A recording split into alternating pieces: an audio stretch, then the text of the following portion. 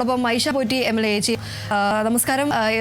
ഒരു സംഭവമാണ് ഉണ്ടായത്. ഈ ഒരു കുട്ടികളടക്കമാണ് മരിച്ചിരിക്കുന്നത്. മൂന്ന് പേരുടെ മരണം ഇപ്പോൾ ആരിൽ കഴിയുന്നവരുടെ ഇപ്പോൾ എങ്ങനെയാണ് അത് സംബന്ധിച്ച് വിവരം ലഭിക്കുന്നുണ്ടോ?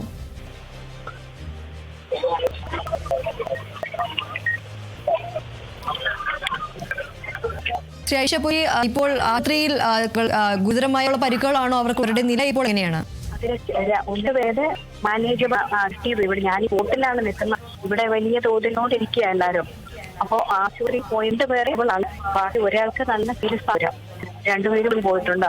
3 പേര് ഒന്നൊരു കുട്ടിയുമാണ് ബസ് കാണുന്ന അത്രയും വിവരങ്ങളുള്ളത്. കൂടുതലെല്ലാം അന്വേഷിച്ചുകൊണ്ടിരിക്കുകയാണ്. കുറച്ചതായിരുന്നു എന്നൊക്കെ കണ്ടുകൊണ്ട് നിന്നവർ പറയുന്നുണ്ട്. പിന്നെ മനസ്സിൽ കരിഞ്ഞു ഇടിച്ചിട്ടാണ് ഉണ്ടായതെന്നോ ഇത്രയും വിവരമാണ് ഞാൻ ഈ ഉള്ളത്. കുറച്ചുകൂടി വ്യക്തതയുണ്ട്.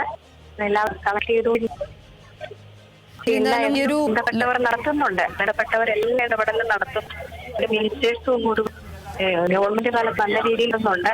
അവർക്ക് എന്താ സ്പെഷ്യൽ ചെയ്ത് കൊടുക്കാനായിട്ട്.